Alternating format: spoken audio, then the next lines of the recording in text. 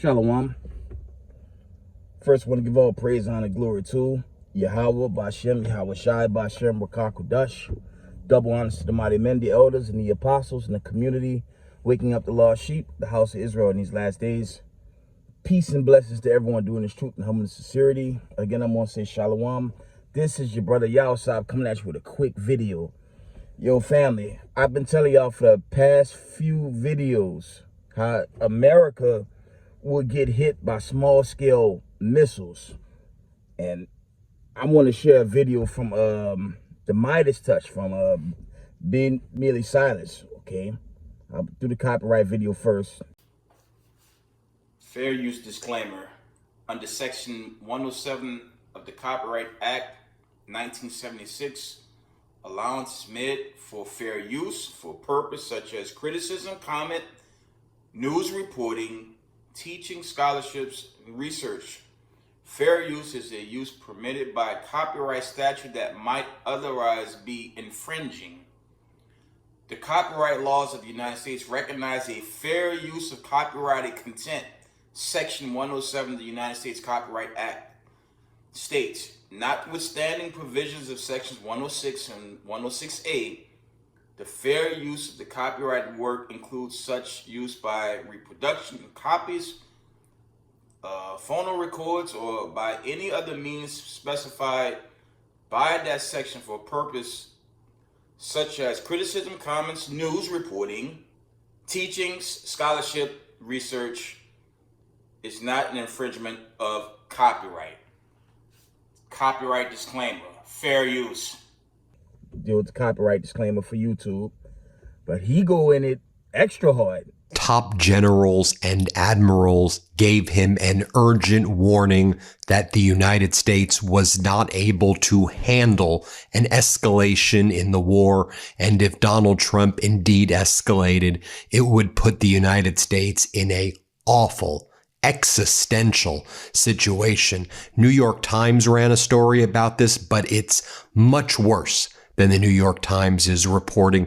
And if you piece together the reporting that we've been doing over the past week at the Midas Touch Network before the New York Times latest expose about what's going on behind the scenes, you'll see that this is a very grave situation. And what this warning to Donald Trump was about was actually World War III and the fact that the United States does not have the munitions not only to escalate in Iran, but this escalation would likely draw in Russia and China in a meaningful way. And if Russia and China were drawn in right now, the U.S. not only doesn't have the Patriot interceptors, the radar systems, and so much of the other necessary military equipment, but it could result in the United States losing on a scale that would be such a nightmare situation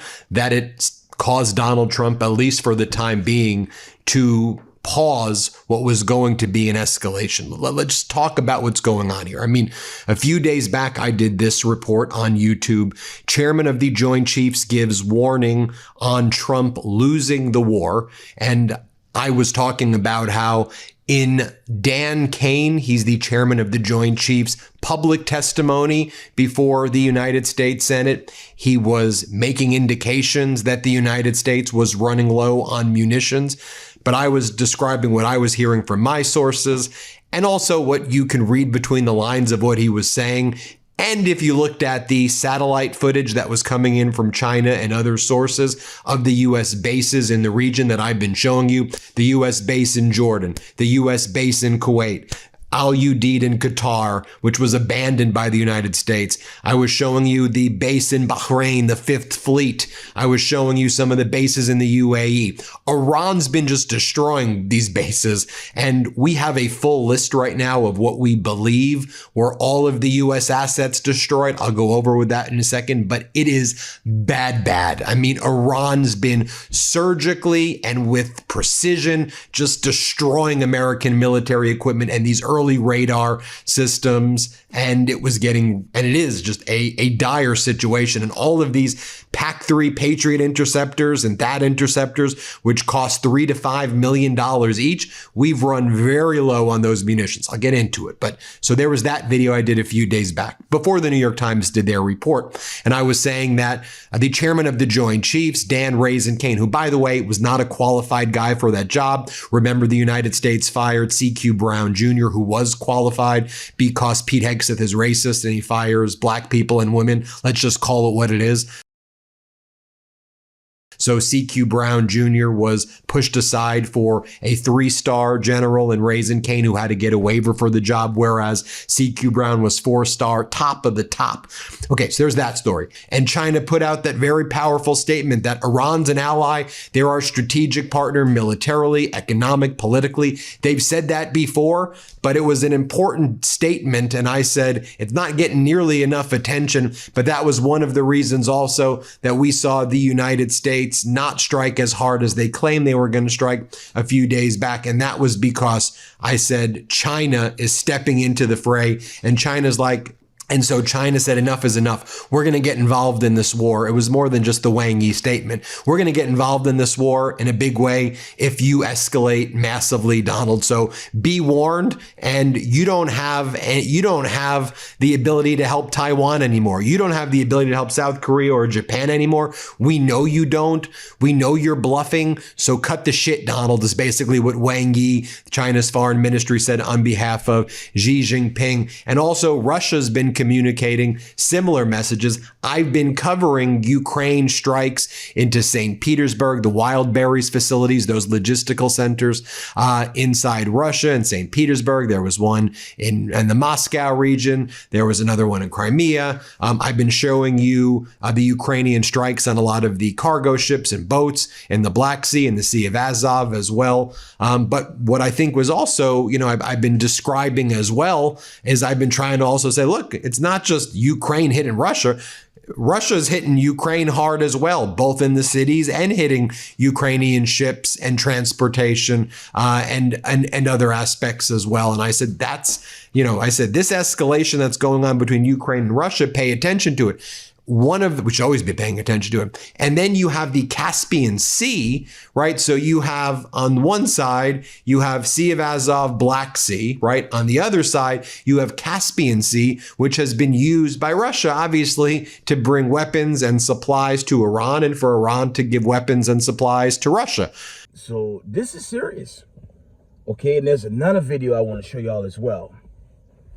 Okay. It should be up to 2 or 3 videos. It won't be that long. But family, America is screwed, man. You had a lot of hype throughout this administration.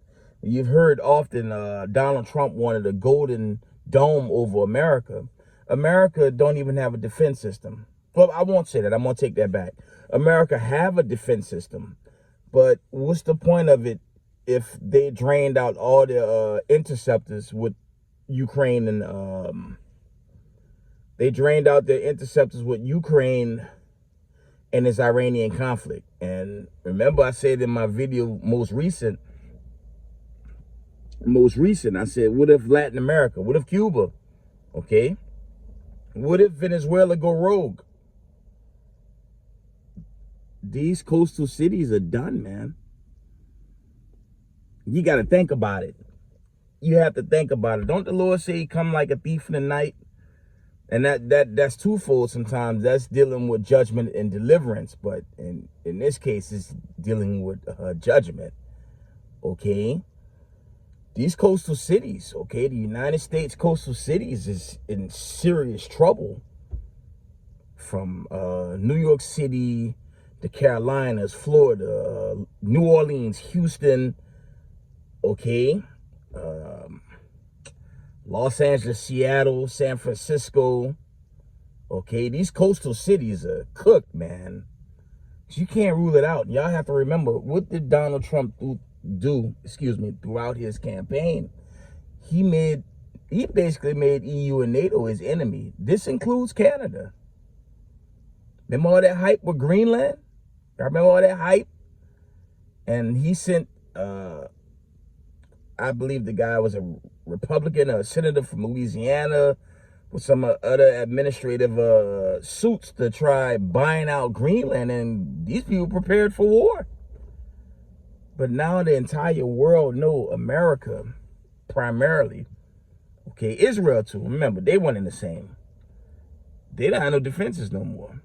And it's going viral. I've got 3 different updates how Trump wanted a peace plan for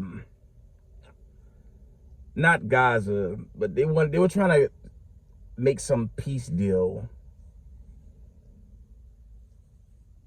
I think something regarding the Palestinian state, that surfaced and Bibi rejected. Because remember, this is all your foreign lobbyists and their Greater Israel project. So there will be no peace, but America and Israel, they look like complete fools now. They've been pretending to be the bully on the block. And as I said, they're subject to nuclear weapons only. If we were going to fight the Russians, we would have to, first of all, we would run out of ammunition very quickly, which means then we need to have something to replace it. And so now new war plans are being written as we speak that talk about the liberal use of tactical nuclear weapons early on in any conflict with Russia and China. Well, there's no such thing as a limited nuclear war. A tactical nuclear weapon cannot be used in isolation. So if we were to do these war plans, we're committing suicide. That's where we are today. This is the danger of what the Trump administration has done. There are ramifications. And I just want people to understand, as we speak, and I've been warning about this a long time. I know there's haters out there. Scott's been crying wolf forever. There's no nuclear weapons. There's no nuclear danger. As we speak, the United States is redoing its nuclear war plans so that early on in any potential conflict with China and Russia, we would have no choice but to liberally use. That means not just once, we're going to sprinkle them around, tactical nuclear weapons to compensate for the fact that we have no conventional weapons capable of fighting a peer-level opponent like China and Russia. That's where we are. This war in Iran is making the world a far more dangerous place, and people need to wake up. That's why I wrote a book called Highway to Hell, and that's why I picked the title, because we don't have arms control. We're on a highway to hell, and that means we're all going to die. People, oh, Scott, that's sort of like Armageddon, like you're being irresponsible. Am I? Am I being irresponsible? Because if we don't have arms control, these nuclear war plans will be implemented because Donald Trump isn't wise enough to back away from bad policy options, especially with China. He's doubled down on the Pacific. Right now, Taiwan is openly bragging about secret military relationships with the United States. And China's going, what? And at some point in time, they might get in a shooting match. When they do, China will crush Taiwan. And then when that happens, the United States will kick in with a war plan because we can't just sit back and do nothing. And that war plan will now incorporate liberal use of tactical nuclear weapons early on, preemptively.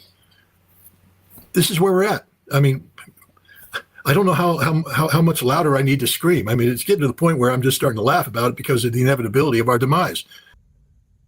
Okay. They're subject to nuclear weapons only. And family, I'm going to always repeat this. When they go nuclear, once they go nuclear, the 12 tribes of the children of Israel, the elect, they're going to be delivered. Okay. That's that Thessalonians account. I'll post it. I'll post the verse on the screen because I don't have my swords in front of me right now. But I just want to bring this out. Excuse me. Based on these video accounts, America and Israel, primarily America right now. America's in trouble, man. These coastal cities are sitting ducks.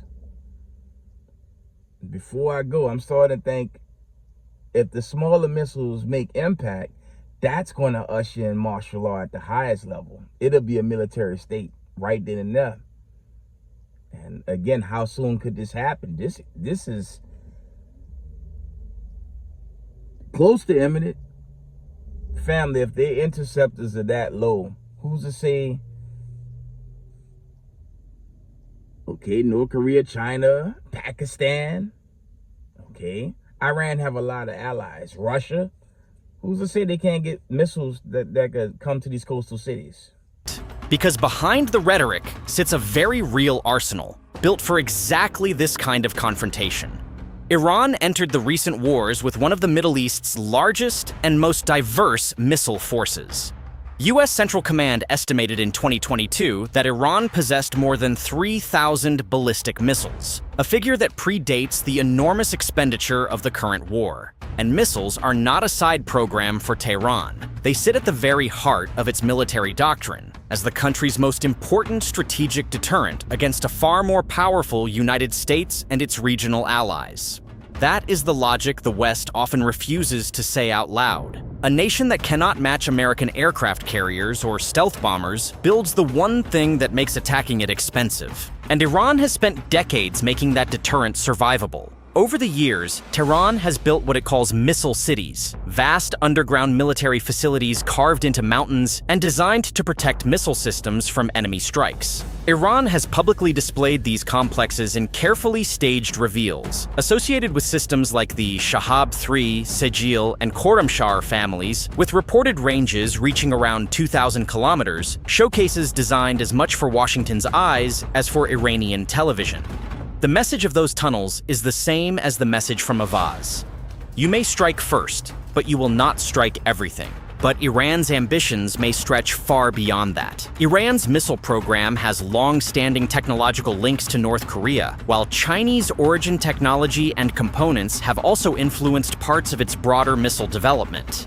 U.S. Treasury reporting has documented Iranian missile technicians working in North Korea on an 80-ton rocket booster project, a window into decades of cooperation between the two capitals. North Korea went on to demonstrate intercontinental missile technology capable of threatening the United States, and the question now haunting Western analysts is how much of that roadmap Pyongyang is willing to share. If direct transfers of modern North Korean ICBM hardware to Iran ever surface, that would mark an extraordinary escalation of this entire confrontation.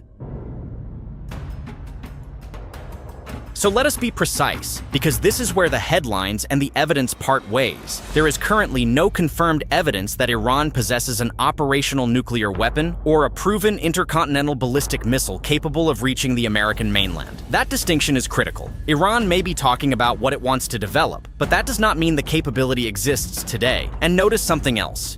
It is a cleric making this promise, not a general unveiling a missile. Tehran knows the gap between ambition and arsenal. So does Washington. What the declaration does is publicly advertise a future capability Washington has long considered possible if Iran eventually chooses to pursue an ICBM, and in the arithmetic of deterrence, doubt is a weapon of its own. Meanwhile, on the ground, Iran is rebuilding, and what it is building is telling. After its air defenses suffered devastating losses during the fighting that began in late February, with Israeli and later U.S. military officials estimating that roughly 80% of Iran's air defense network had been destroyed or struck. Tehran is flashing a new warning with a mix of homegrown systems. Iran claims its domestically produced Arman system can detect dozens of targets at roughly 180 kilometers, engage threats at up to 120 kilometers, and deploy in around 3 minutes. Alongside it, the Azaraksh system, meaning lightning, is mounted on a 4x4 vehicle, carries 4 ready-to-fire infrared-guided missiles, and is built to hunt drones, cruise missiles, and helicopters at low altitude. Iranian officials say these are cheaper and more efficient alternatives to expensive foreign systems, and IRNA reported the new additions would significantly strengthen the air defense network. On the defensive side, the picture is radars, interceptors, and mobile point defense systems. Separately, Iran continues rebuilding its offensive ballistic missile inventory, which includes Fatah, the ballistic missile Tehran describes as its first domestically produced hypersonic weapon, with a reported range of 1,400 kilometers. And the rebuilding may extend far beyond domestic production. Reports suggest Iran is seeking hundreds of Chinese and Russian manpads, and the paper trail is stacking up. Reuters reports a contract for between 300 and 400 Chinese QW-12 and FN-16 manpads, with initial deliveries planned through Pakistan, although both China and Pakistan deny the reported arrangement. Separate Kurdish sources claim several hundred Russian Verba systems have already reached Iran, a claim still running ahead of the evidence, while the stronger documented trail is a Financial Times report of a Russian contract for 500 launchers and 2,500 missiles, with most deliveries scheduled for later. Opposition sources have also mapped claimed deployments across several strategic regions of the country. Analysts caution that manpads alone cannot overturn U.S. air superiority and would likely become early targets for American intelligence. Their greatest value would be against low-flying aircraft, helicopters, and drones, adding another mobile layer of threat to the skies American pilots must cross. Step back, and the shape of this story is clearer than the headline suggests. A cleric promises 15,000 kilometers. The confirmed picture is more modest and more interesting. A historically enormous missile arsenal, hardened underground infrastructure, and a rapid effort to rebuild damaged air defenses. None of it points to an imminent strike on the American mainland. All of it points to a country building layer after layer of cost around itself, so that every future attack on Iran carries a higher price than the last. That is not the behavior of a state preparing to conquer. It is the behavior of a state that has been bombed for months and intends never to be defenseless again. So, can Iran hit the American mainland today? There is no confirmed evidence that it can. But if Tehran genuinely succeeds in developing a 15,000-kilometer capability, the strategic equation would change dramatically, because the one thing that has always made this war feel safe in Washington is distance. And distance, Tehran is telling the world, is a problem it is working on. And wreak havoc on America. Remember, the last recorded time they got hit was Pearl Harbor and stage 9/11. This ain't gonna be staged, family. This is it, man. Because if them missiles start to hit New York, Florida, okay, Seattle, if these coastal cities start to get hit by smaller weapons, martial law, family, that's going to bring it in. And every manner of chaos going to follow, man. That purge, that civil war, all the political rhetoric happening right now, that's going to escalate instantly. So we got to brace ourselves. The Lord tell us in Jacob's trouble, man. Jeremiah 37 on down. Okay? Consider those verses. We here, but stay up. If their weapons, if the interceptors are down, who's to say these smaller missiles can't hit? Now the trumpet got a sound going into these nukes, okay? Prophetically, the trumpet gonna sound when it's time for the true elect to be delivered. Because we know America's done when the ICBMs begin to hit this place.